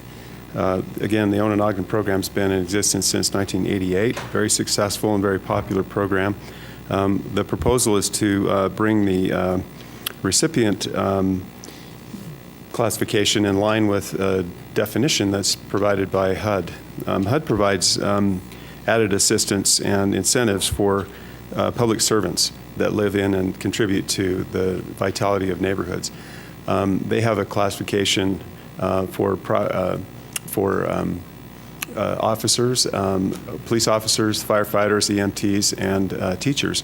Our Owen and Ogden program currently has an incentive, an added incentive for Ogden firefighters and Ogden police officers, but we don't have the teachers in there. And so the proposal is that we add state-certified K-12 classroom teachers and administrators to the classification that receives up to $10,000, whereas regular citizens are eligible for the $5,000 in the East Central and the $3,000 in the Ogden area that's outside of the East Central area. So our proposal is that the council adopt the resolution that adds the $10,000 loans to state-certified K-12 teachers and administrators in schools which serve Ogden City students. So that wouldn't only be the Ogden City School District, it would also be those that serve Ogden students. Could be charter schools or other. Questions? Thanks. We will now receive public input on the Own and Ogden program amendment.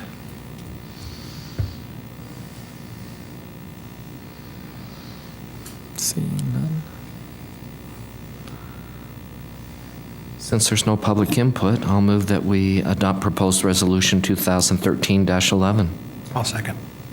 We have a motion to adopt proposed resolution 2013-11 from Vice Chair Garner and a second from Councilmember Heyer. This is a roll call vote. Councilmember Stevens? Aye. Councilmember Van Hoosier? Aye. Councilmember Wicks? Aye. Councilmember Gochner? Aye. Councilmember Heyer? Aye. Vice Chair Garner? Aye. Chair Blair? Aye, that passes. Thank you. Next is the Home Exterior Loan Program Amendment. Mr. Ogden again. Thank you. The Home Exterior Loan Program was adopted last year as a means of revitalizing the East Central neighborhood in particular through helping homeowners to borrow money from the city and helping us to facilitate exterior improvements. We've had a moderate amount of success and want to expand that, the reach of that program to citywide. There's a fair amount of money. There's about $400,000, and we don't want that money to sit idle. We think that based on some comments that we've received that there's a lot of people citywide that would be interested in taking part in this program.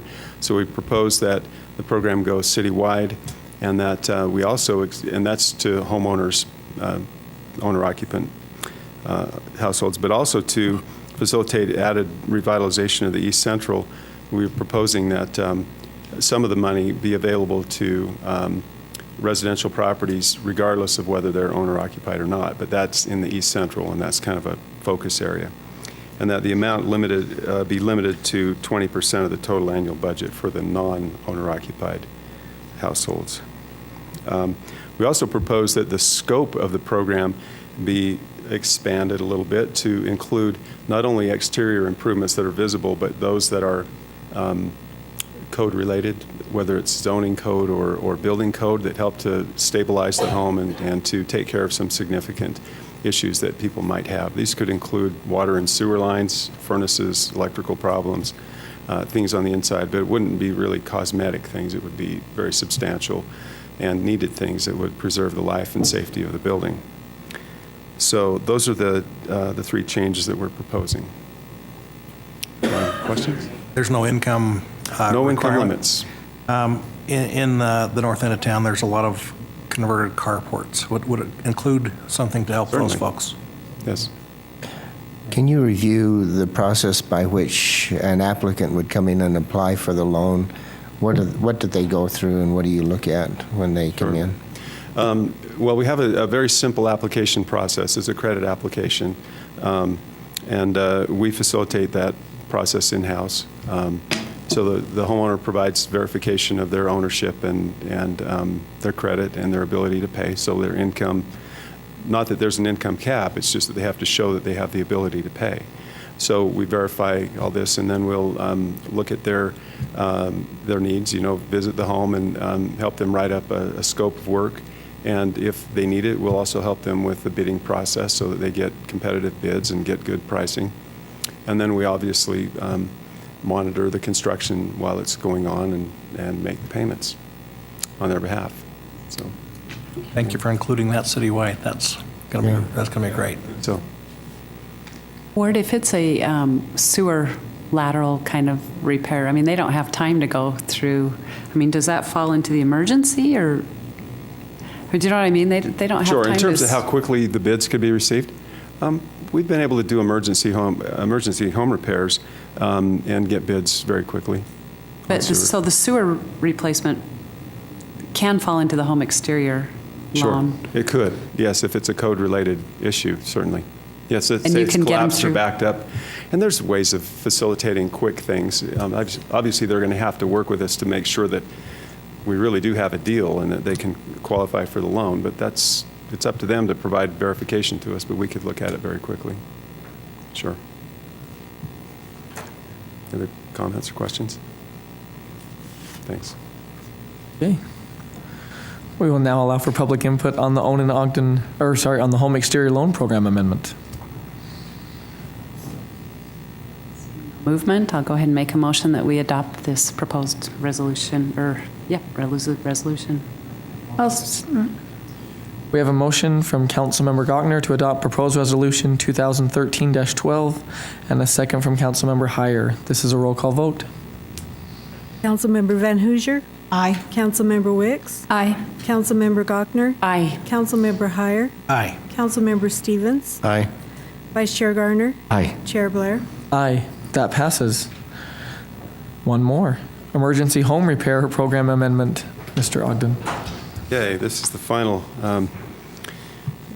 program amendment that we're proposing. And it addresses the issue of, we've just adopted a change to the home exterior loan program, which can provide for loans regardless of income to owner occupants in Ogden. The emergency home repair program had a provision for loans to households that earned low, because it's federally funded, it had an income cap of 80% of area median income. And so between the 50% and the 80% of median, there was a provision for a loan that could be repaid if they had an emergency. But now with the new change in the HELP program, anyone can qualify regardless of income, so it captures all of those people that were in that emergency home repair that could have borrowed funds in the emergency home repair. So it's broader. It can handle emergencies as well as other things. So we thought that it was redundant and should be removed. Furthermore, it's not funded with the federal side, so there's a lot less strings attached. It's easier to get the money and easier to do those projects. So what we propose is that we bring the emergency home repair program back to where it used to be a few years ago, and that is to help those households that are very low income and to help them with a non-repaid loan, or the loan isn't repaid until they sell the property. So it's a no interest, no payment loan. It's just due on sale. So the second change is that rather than forgive the loan at the end of 5 years, where it is right now, that we would keep that loan against the property until it's sold so that we can recover the funds. Again, we're struggling with funding cuts, and it would be good to get this fund returned when the property sells. So those are the two changes. Questions? I have a question. So between the 50 and 80%, I mean, I was looking at the numbers, and there's not much difference in the income numbers, really. Did you have many people using this? Not very many. Because they're emergencies. And, a lot of times people who have a little bit of income typically find a way to replace their water heater, or, and these are $300, $400 projects. Sometimes we'll do some sewer repairs, which can be more expensive for people that need to pay, but it's rare. So we're really anticipating the HELP program taking, doing the roofs, the bigger projects, and the more substantial improvements. So the roof repair would not be included in this, or is it included? Typically not. No, not in the emergency. It's usually, the emergencies are usually things such as a furnace that malfunctions in the wintertime, or an electrical problem that becomes a real safety issue, or a plumbing, backup, or something like that. So that's typically what it is. It's usually not deferred maintenance, such as a roof that just over time deteriorates.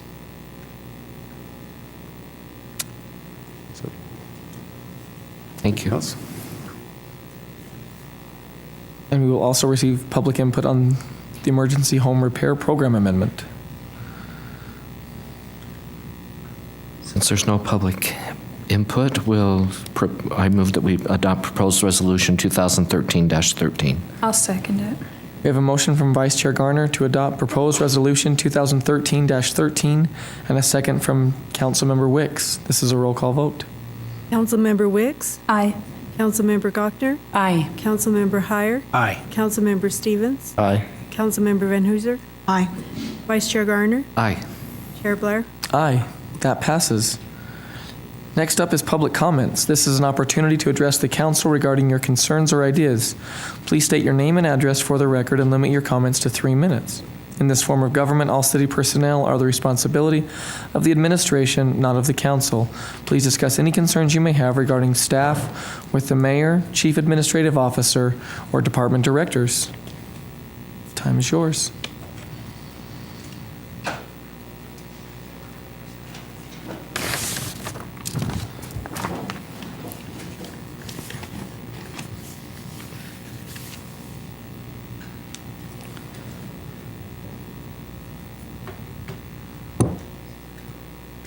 See if I can get this up here to stay without falling off.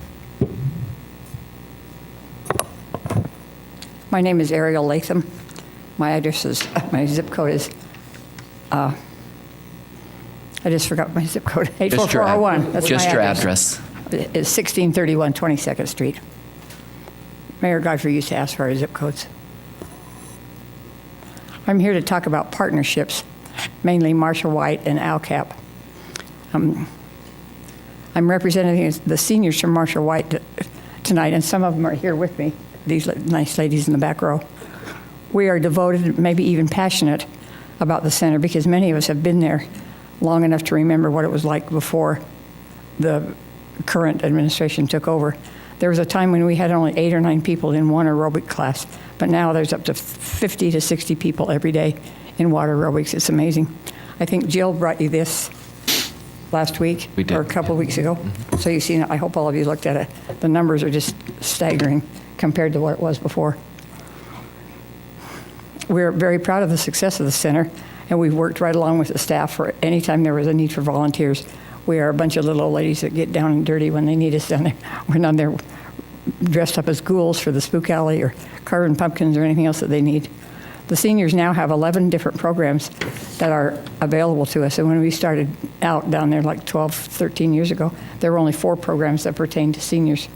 So there's quite a few of them. And they're also, they're not all ladies. There's quite a few men that come down and participate in aerobics or some of the other pickleball and all those kind of things. Does everybody know what pickleball is? Yes. You got a lesson in pickleball? Yeah, we swooped in on that in a hurry. So there's been a huge increase in all the programs that we have for all ages. There's bicycling, kayaking, fishing. I mean, whoever would have thought there'd be a fishing class at Marshall White? They fish. They pile them all in a van and off they go and fish. In addition to the regular classes like swimming and tennis. If you've never been to the Marshall White Center, I invite you to come down and have a look around. I don't know if everybody's been there or care to, but you ought to come when it's busy. Come and watch a spinning class. That's just amazing. It's a really tough class, but it is really a fun class. It's one of the funnest ones I ever did until my hip told me that I couldn't do it anymore, but it's really a fun class.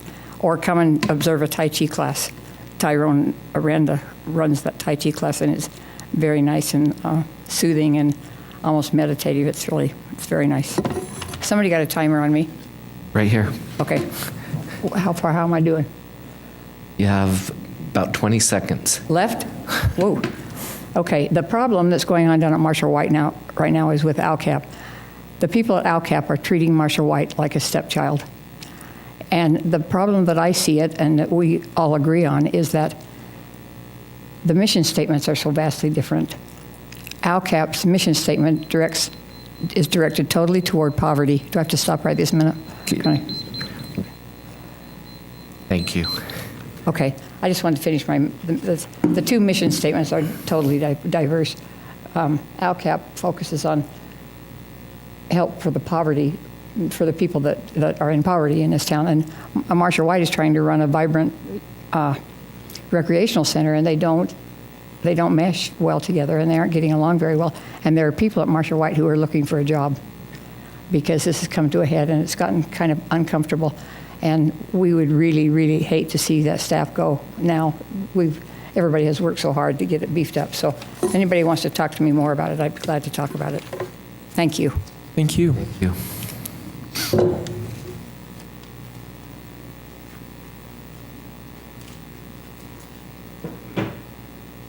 Any other public comment?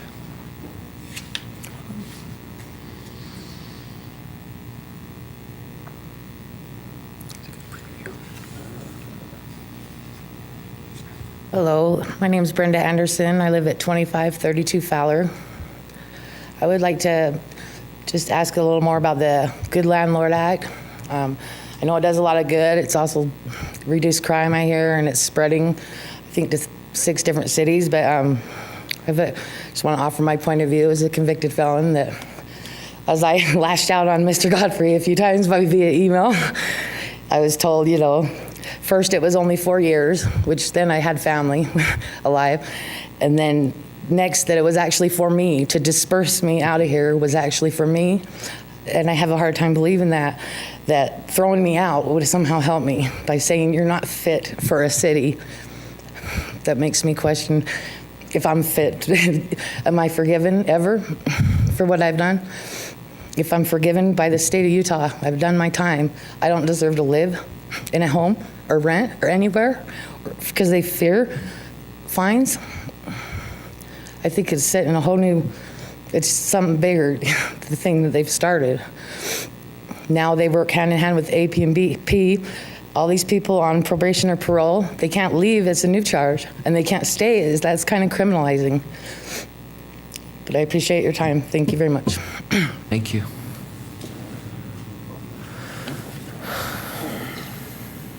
Other public comment? Seeing none? Okay. Comments from the administration? I have nothing at this time, thank you. Council staff? Nothing, thanks. And other council members? Just a couple of things. First, thank you to the city and their efforts, and with the collegiate bike race that we had this weekend.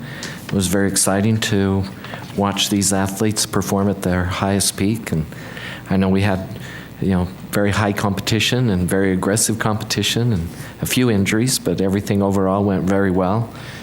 And then also with the Marshall White Center, the Cinco de Mayo celebration, which was this past Saturday, was fantastic.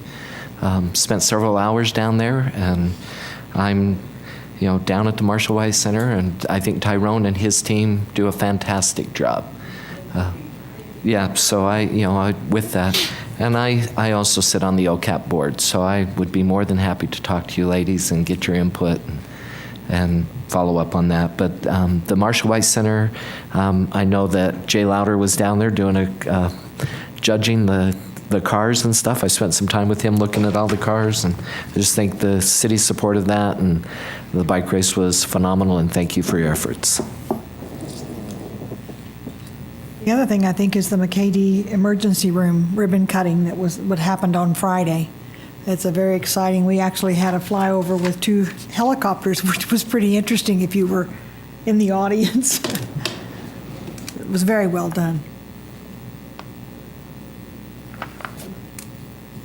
Next is consideration of adjourning into a closed executive session pursuant to the provisions of sections 52-4-205 of the Open and Public Meeting Law.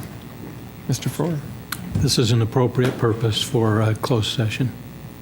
So with that, I would make a motion that we go into a closed executive session for the reasons outlined on the agenda.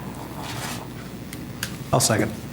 We have a motion by Councilmember Wicks to adjourn into a closed executive session, and a second from Councilmember Heyer. This is a roll call vote. Councilmember Gochner? Aye. Councilmember Heyer? Aye. Councilmember Stevens? Aye. Councilmember Van Hoosier? Aye. Councilmember Wicks? Vice Chair Garner? Aye. Chair Blair? Aye. Welcome back. Last item on the City Council agenda is adjournment. Motion to adjourn. So moved. We have a motion to adjourn from Councilmember Gochner and a second from Vice Chair Garner. This is a voice vote. All in favor? Aye. Just a reminder, a redevelopment agency meeting will be held in the city council chambers immediately following the city council meeting.